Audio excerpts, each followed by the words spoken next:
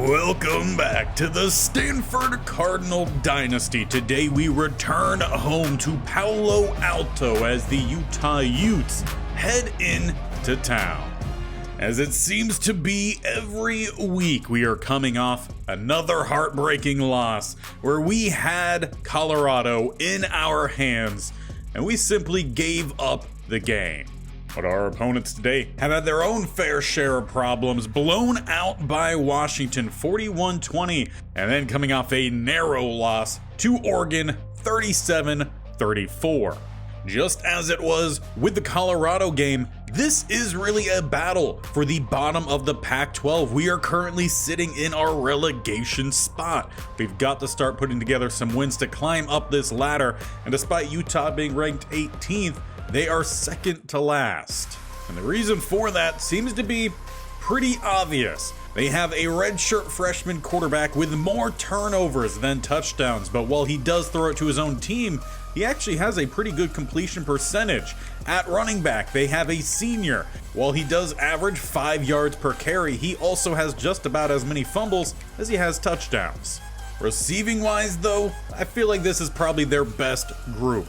With another redshirt freshman and Donnell Alexander leading the group, he's averaging just shy of 100 yards a game, 3 touchdowns. But they also spread the ball out to Zipperer as well as King at tight end, throwing a little bit of Wynn, who has 4 touchdowns, tied for the lead here for the Utes. Offensively, we might need to worry about our blocking down the middle, as they have Keanu Tenuvasa, and if I'm not mistaken, this was our former DT. Unfortunately, when we had the save corruption, he chose not to transfer. We will be playing against him today.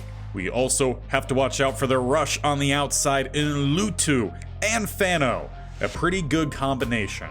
But we will also be shaking up our own roster at DT, both in base packages and rushing. The true freshman Sean Howerton is getting the start. He's a 5-star recruit, and he's got both physicals and mentals to his game. Rating-wise, he's coming in with some decent block shedding, a lot of room to improve across the board. While we didn't get the DT that we'll be facing today, well, we've pretty much got a great replacement. And with a near sold-out crowd, it's time to get this game underway. And we will be receiving the opening kick, and a pretty good kick at that. Thompson will take the touchback. The offense will head out starting at the 25. Cedric Irvin, he's done very well this year, averaging over 5 yards a rush. Where the team continues to find its struggle is the consistency, and that mostly comes up front. As first play does go to Irvin, and he's stopped at the line. Fano, one of those edge guys we talked about, already making a play. They say no gain, so 2nd and 10, we get someone to jump. Got a lot of those last week, and then nearly thrown away for the defense. Good news though, it was a free play. So a 2nd and 5, we even gain some yards. Coming out spread empty here for Daniels, as he had an open A.O. Manor, but it was the pressure right down the middle that hit home. So 3rd and 5 following the incomplete pass, trying to get someone to jump again. Going with the drag and through Bachmeier's hands. Essentially a 3 and out.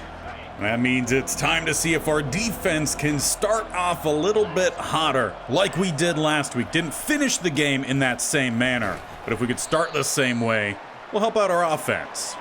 And anything we could do to help ourselves out as a team, all the better. A little bit of some play action roll, and there is that freshman DT. He didn't end up getting the sack, but he was there to make sure that they gained nothing. 3rd and 4, trying to set up some slants. It's a late developing slant, working down the sideline before Frantos Ramos pushes him out. And it's been pretty consistent though with this Cardinal team, doing well 1st and 2nd. Giving up on 3rd. As they go back to the running game, they'll find a gain of 6. We saw Glover's stats earlier. He averages very similar to what we see with Irvin. He's just a little bit more turnover prone. Might try to get a few more strips in it today, though he finds a nice cutback lane blocking downfield. Utes down inside the 5. We didn't see really any turnovers for ourselves last week. Did see him in the Oregon game. Would like to get back to that here. And we expect them to go Glover's way, and indeed they do, eating up Tafiti and Rose. It's been a slower start to the year for Tafiti. Would love to see him really start to rack up some numbers. Throw to the flat and quick tackle Ramos. Defense trying to stand tall here at the goal line. 3rd and goal. At the 2.5, they go with a stretch to the outside. Actually, a pitch. Check that. Good stop. Sumlin and Roseboom. Combination of freshman and redshirt freshman do get the stop, so we will stand at our own goal line. Force the field goal attempt. That is no good. He pushed it right. Big credit there to the defense then to force that field goal attempt. Offense takes over at the 20. Going back to the running game, and Irvin is stacked up. Definitely got to try to find ways to open up the front 7 here of the Utah Utes. As we are now at the 22, we'll go with a quick little drag. That's going to go McCoy. He racked up a lot of catches last week. Honestly, he was probably the most consistent part of the offense last week. Running game, deep passing game, all a little bit splashy. As they bring the pressure, we get it back to McCoy. Gain of 4. That's exactly what Coach Bearington has talked about with this Cardinal offense. They've got to start hitting quicker. Smarter decisions coming from the quarterback position as well. As it's another play out to McCoy, getting the tight end well involved early on here. And I guess Stanford, known as a tight end U for a reason. Heavy involvement. As Daniels making some checks here at the line. They come out with a spread ace set. Going back to Irvin, who finds a little bit of a lane. Probably his best rush so far. Cardinal offense end up racking up 5 on the run. With time for one more play this quarter. As they go back to Irvin, they actually lose a yard on the play. Now, as we typically find, some promise, still some things to clean up there as we end that first quarter. To start the second, 3rd and 6. Daniels will look to throw as he goes for their other tight end. Through his hands. Will be another punt. And it does end up being an actual pretty good punt from Flintoff. We down the Utes at the 10. They start with a pistol look. We get some pressure down the middle. And a tag team stop Rose and Hoverton. That's already 2 plays we've seen from the young DT. They go back to Glover on 2nd. And he'll end up picking up a quick 4, leaving 3rd and 6. They will look to pass the ball, setting up the slants yet again. And due to the slip from the linebacker, it leaves a wide open pass. Alexander, the Utes' leading receiver, getting him up to around the 35. As they go with the jet sweep, quick read from the senior in Edwards. This Cardinal team only has a few senior starters. Expect them to make some big plays, as I don't think the defense realized that Glover had the ball. Pretty slow to react. It's a first down here for the Utes, encroaching on the midfield line. As they look to set up a tight end screen, it is eaten up. I'm sure that's one play that this defense sees quite often, especially in practice. Going back down the middle, big hit comes in from Camp. Defense once again forces a 3rd and long here. They need 7. They do not call us for the early jump. Tafiti gets a hit in on it, throws off the pass by just enough. It's another punt here. A very defensive game to get things underway here. And we're well more than just underway. About 3.5 minutes left here in this half as Parrish on the shovel loses 4. Both defenses flying around here. Bunch to the right-hand side as well as a running back that way for Daniels. Stanford offense slow moving, nearly getting jumped. Utes definitely seem to have watched their film. 3rd and 14, a spread empty look here for the Cardinal offense. They got trips to the left-hand side, 2 out to the right. As it's a pass swatted away by the star linebacker of the Utes. You guessed it, another punt. This one turning into a battle of field position. As the Utes start at the 41, just about the 42 here. As they will go with a pass to the outside and dropped. Defense can count themselves lucky. Morris got spun out on that cut. It was a good ball from Sayan. 2nd and 10. Tight end in motion. As they will set up a run. Cutback lane, Glover picking up 3. And as we've seen over and over today. Another 3rd and 7. Can the Cardinal defense pick up another stop? 2 spread either side as they hand it off down the middle. That's going to beat, and indeed will beat, the double bracket man coverage. We left no one down the middle. Good call there from the Utes OC. 1st and 10 in the plus territory as they look to set up a play across the middle. Instead, check it to the outside. Alexander inside the 2-minute mark. Utes do run hurry up as they go downfield, diving break up Morris. He had a fantastic game against the Beavers, a pick 6 involved in that. A 3rd and 2 here. Defense, can we get another stop? Get some pressure down the middle, but open across the middle is Alexander. We've been able to break through the line, but we haven't quite been able to pick up that sack yet. Quick pass, quick catch. Great read there from the freshman quarterback. Red, we're sending the double E gap blitz, threw right behind it. Drop back into coverage this time. Downfield going back to his tight end. Timeout's being called. This is the closest anyone has been to the end zone so far today. Trips to the right-hand side. A lot of time here, though it's closing. Throwing it away. Once again, 3rd down here. We've seen a lot of 3rd downs. Converting some of them with an open pass. Utah strikes first with around 40 seconds left before halftime. I'm sure for the 18th ranked Utah, they were getting a little bit nervous, so they hadn't put up any points so far in that half. 44 seconds left. Can Stanford Cardinal find a big play? Well, Manor, he gets a step downfield. He gets the catch, dragged down inside the 30. It's going to be a hurry-up offense from there. Cardinal do still have 3 timeouts. They can look to utilize those. As a pass across the middle denied with the pressure. They still got 30 seconds, 2nd and 10. Now they're playing off coverage here on Manor. Going to make that double coverage. Getting it out to the tight end, and McCoy out of bounds with a gain of 4. This is also the closest the Cardinal have been to finding the end zone as well. Talked about that with the Utes last time. As getting stuck in the backfield. 4th and 6, we'll have to settle for a field goal attempt here. It's the freshman coming on out in ETN.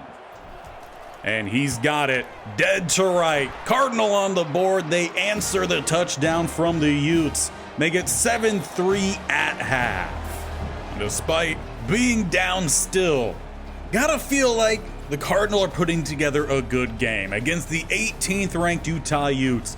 It is a pretty close battle, though Utah's definitely racking up more amount of yards. Only 1 rushing for the Cardinal in that first half. Meanwhile, it's been a little bit more balanced for the Utah offense. And speaking of which, it will be that offense out on the field to start the second half. Already up by 4. They didn't manage much in the first half, but they find their tight end with a nice gain, play 1. They really haven't done anything special in this game. They're playing an offense very similar to ours, trying to find the quick strike game. As it's Alexander on the screen, he picks up 3. Seems like their game plan is to just try to win via athleticism. With a 2nd and 7, they go Glover, who bounces it to the outside. He will pick up a nice gain around 15. That's just where the balance is really going to help out on offense. Defense got to be aware of both the pass and the run as they go read option. And Sayin gets clocked. Camp comes down from safety to make the play. Now they come out with a under center ace formation. Defense making some changes as well. They get in the backfield and Howerton gets the stop. A true freshman back again. There's a lot of young talent on this team. It's just that process of seeing them develop. Tafiti gets pressure. They find Alexander down to the 35. They don't trust the field goal unit. But it does end up being a really smart decision as they nail us down at the 1. Need some blocking here. Irvin, he busts it to the outside, try to get some space. He picks up 2. We're going to end up needing a lot more than 2. 2nd and 7. They go with a stretch to the outside. Irvin, he busts to the outside and gets a stiff arm to polish off the run. And now the offense has a little bit of some room to breathe. 1st and 10. As they will go with their other freshman tight end. Turning up, going to get a gain of 13 and out of bounds. 30 yards gained already, but still a long field ahead of us. 69 yards as Aoman are in motion. They fake the jet sweep to him. Irvin picks up 1. Every yard hard earned here for the Cardinal. Nothing has come easy. 2nd and 9. A shotgun set, hard count, no one jumps. Rolling to the outside. Looks like Daniels is going to scramble. He doesn't get the block from Borden. With it, Cardinal denied the first down. Will leave 3rd and inches. Hard count again from Daniels, no one jumps. This time Irvin cut back, will pick up about a yard. Ended up trying to follow the freshman center. Now spread empty here. They go with the slant. Borden gets the catch, turning up and down at the 35.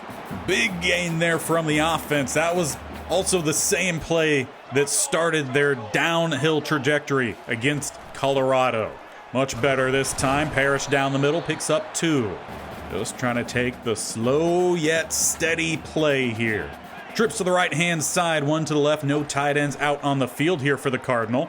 As they go across the middle, Bachmeier pick up about 2. It's the game plan that Coach Barrington has been preaching. Simplicity. Just make the little plays. Or throw the pick. Why is it every time we talk about that, we throw a pick? It simply looked like Daniels panicked. Didn't trust that he could get through the gap that was closing. Great play from the star linebacker here with the Utes. They maintain in control. 7-3 as we approach the 4th quarter. Glover picks up 2. Well, that'll be how we enter the 4th quarter. 7-3. It's been a very defensive game, but this is where games have slipped away from the Cardinal this year, and honestly even last year. Can they come ready to play this time? Good stop down the middle. Now they've just got to get off the field with a 3rd and 5. They go with a draw, and Howerton was there. He got a hand on the back, but he wasn't able to stop him. No linebackers there either. 1st and 10 as it's a blitz. Here comes the linebacker, true freshman Rose. Boom. Really hope we get to see some big hits from him, because with a name like that, you've just got to have it. 2nd and 19. They go with a stretch to the outside. Here comes Boom again, and he takes him out at the knees. As mentioned, freshmen. So many of them here for the Cardinal. They've got a lot of young talent. They just have to develop it. Pass downfield and breaking it up last second. It will be a punt. This is where we've got to have it. Offense has to do what they haven't done all day. That's score a touchdown. Irvin, about a gain of 1. They just haven't found a way to break through this Utah front 7 yet. Looks like Daniels is trying to make a change and early movement along the offensive line. Daniels was trying to bark out calls to get it to his receivers. Apparently, that just caught the offensive lineman off guard. As it's down for Borden, he drops it. A flag down immediately. And that's now back-to-back penalties on right guard Pale. It is 2nd and 24. Empty set here for Daniels. He's got to find a big play. Well, how about getting it out to the running back, Parrish, who gets the catch? We flip the field to the opposite 40. Cardinal trying to break out all the stops to find the win, getting everyone involved. With a 1st and 10, now they hand it off Parrish, who looks to bounce it to the outside. Another flag comes in. It's been a clean game up to this point. I guess the O-line just feeling the weight of this drive. As we go to the other freshman, Haddad, he breaks it to the outside, slips one, makes it 2nd and 5. He's had some big plays. Haven't seen him out there much, though, today. 2nd and 5 now. As it's Bachmeier wide open to the sideline. Good block from Aomanor down inside the red zone. Again, we've just got to polish off this drive. Aomanor in motion. They go jet sweep. He's got a blocker in Irvin. He whiffed. Should have been the big play the Cardinals were looking for. They couldn't find it there. And clutching it, he had Haddad, but he held on to it. And with that, ball can get there. It's now 3rd and 14. This is an area you got to have a touchdown, so got to be able to go for it. Going back out to Haddad. It's through his hands. But Coach Bearington decides no ongoing for it. Gonna hope his defense can do what they've done all day today. And the true freshman kicker nails his second field goal. It's a 1-point game, about 2.5 minutes left. We put a lot of faith here in our defense. One, we need either a quick stop or we need a quick turnover. Rallying, we find Glover. That sends us inside the 2-minute warning. Gotta be careful that they don't pop up for a pass. 2nd and 10. They do go back to Glover, who somehow gets by Richardson. He's gonna pick up 5. And they go with a spread look for 3rd and 5. Do they hand it off or do they pass? Well, one, they're going to let this play clock roll. They do go to pass, and they not only find the big play, it's going to be a touchdown here. The defense being called off. It will need to be a touchdown and a 2-point try for the Cardinal offense. Utah strikes gold. The defense gambled, and they lost big. Offense got to be able to pick it up for them, as we will get a free play here. It's out for Ayomanor, tipped away, but we'll get the free 5. That's been at least one thing that Daniels has been really good at of late, is getting that hard count, getting the free plays, especially when we've needed it. Downfield again, they're going for Ayomanor, who gets the catch. He's down at the 17. 56 seconds left. Again, gotta have a touchdown and a 2-point try. It's a 4-receiver spread here. Trips out to the right-hand side, going down but getting the ball out quickly. Daniels takes a big hit there, 53 seconds. Now 2 receivers go to that right-hand side. Daniels, he steps up. He's looking to bounce it to the outside, and he gets out of bounds with the first. Big plays are right in front of us. Still got to play smart. Hard count again from Daniels, as he will just look to get rid of that one again under pressure. No one immediately breaking open on these routes. 2nd and goal as they go across the middle, tipped away from Borden. It's now 3rd and goal, as Daniels is making a change here. Maybe looking for a one-on-one on the outside, or things open up across the middle. There goes Daniels in for the touchdown. It's a 2-point game here. They've got to hit the 2-point try, but they did this without using any timeouts. What does Bearington have in store? Bunch to the right-hand side here, as they go out to the tight end, who gets upended, but the game is tied. He got flipped into the end zone. 32 seconds left. Tied game.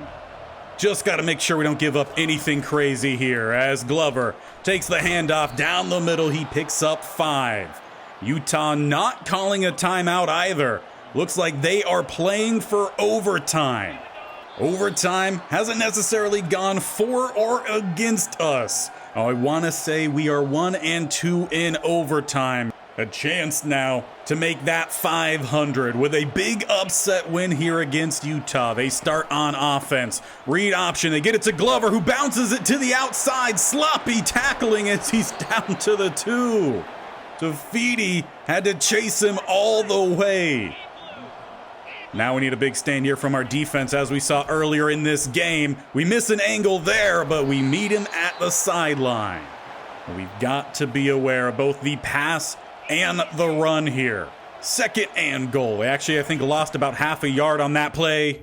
And Tafiti meets him on the outside. They lose more, but they gain some more space here for a 3rd and 9. Does make passing a little bit easier. We'll love a hold here. Defense, they set up a screen. Receiver tunnel screen. Sumlin meets him, then Howerton. Defense stands at the goal line yet again. Field goal attempt, they missed one from this range earlier in the game. He puts them in front here. We'll need at least a field goal to tie. A touchdown wins the game. We start at the 25. No tight ends out there, 4-receiver set. It's Irvin, and where is the blocking? Baklenko just completely blind there. The guy ran right at him. 2nd and 10, no gain. Daniels making a change here, as it's a high pass. Ayomanor broken up. Cardinal have tried to feed their top guy. Haven't quite seen as much as we're hoping from him in this one. 3rd and 10. Hard count, no free play this time. As it's out for the freshman, he's down to the 5. Talked about the big plays we've seen from him. He finds a big one there, and now they are double covering, probably even going to be triple teaming Manor here. As it's Haddad to win the game. Quick catch, tosses that ball. Let's go celebrate. Stanford take down the Utah Utes, and down goes number 18. A huge upset win here, and those who did finally decide to show up in Palo Alto treated to a great game. Defensive battle. The offense finds their stride late on. They got a touchdown late in the game to tie things up. Hit the 2-pointer. Defense with a goal line stand in OT. And we are victorious. And the game of the series gets even better as we also land Gregory Carlisle. He was one of the edges who just started to favor USC after the last game. He was very impressed on his official visit. Big gain for us. Unfortunately, we do lose out on LeClaire to Cal, but we'll get our revenge hopefully next season. And on top of it, the freshman Tyrone Roseboom, with those 2 tackles, he had 3 TFLs. Those numbers don't match up, but he ends up being the Pac-12 Defensive Player of the Week. By far. That was the best game we've had this series. It just took, until episode 23. Defense played amazing football out there. We made big plays. We gave up some plays for sure. We could have used a little bit more from the offense, but when it came down to crunch time, they made their plays. And Daniels, for the most part, he played a clean game. Very, very happy with that. This is also our first game on the patch that came out on the 29th, also with the full slider set, as we kind of figured out from last episode. I did make a couple other tweaks that we will talk about when it comes to user settings. I just feel like it helps things out a little bit. First off, one we didn't change, but do want to talk about it. I have tried revamp passing, classic passing, as well as placement. With none of them have I been able to properly lead passes for receivers. I don't know what it is. We're really just not seeing it that often. But one thing that we did change here with the reticle speed, I increased that up to 20. I was watching some videos to get some better just overall gameplay, smoother gameplay, and one of the things I came across was reticle speed here, even for revamp passing, moving that up to 20. So we did that. On top of that, we also changed a couple other things here on the defensive side. Auto flip, defensive play call, that should already be on. Defensive ball hawk, I believe was off. I turned that on so that way when we are switching players, I'm not accidentally pulling players out of alignment because of the switch stick. I a lot of the times play end or linebacker. So if I'm on end and I'm trying to do some sort of pass rush move, sometimes that switches me because as soon as I attempt the move, then the quarterback passes it and then I pull the corner off. Don't want that, so defensive ball hawk is on to try to limit that. Additionally, I also turned on defensive heat seeker assist. This is just going to make it to where I'm not, all the time at least, diving right in front of the guy running with the ball when it should be a tackle or at least some form of slowing him down, and we weren't getting that. Turn that on. I'm leaving this at 100. It does go all the way up to 200. I'm keeping it at 100. And lastly, we also turned on defensive switch assist to again make sure that we're not pulling people out of alignment when we shouldn't be. So that working with the defensive ball hawk just to ensure we're not messing things up. And using all those settings, we got our best gameplay we've seen yet. So that is great news. Now we get ourselves a little bit of a chance at revenge for our pre-file corruption game that we had against Washington State, who just blew us out of the water for no real reason. We have a chance at revenge. Plus, we are both 1-3 in conference. If we get the win, we will finally pull ourselves out of bottom. So make sure you don't miss it, as on paper, we are the better team. So hit that subscription button down below or the bear icon, and definitely tap that bell icon so you're notified of when this series or any of my videos goes live. This series every single Monday, Wednesday, Friday. Madden 25 State Only Challenge, Tennessee on Tuesdays and Thursdays. We'll see you back here next time as we go on the road to Wazoo.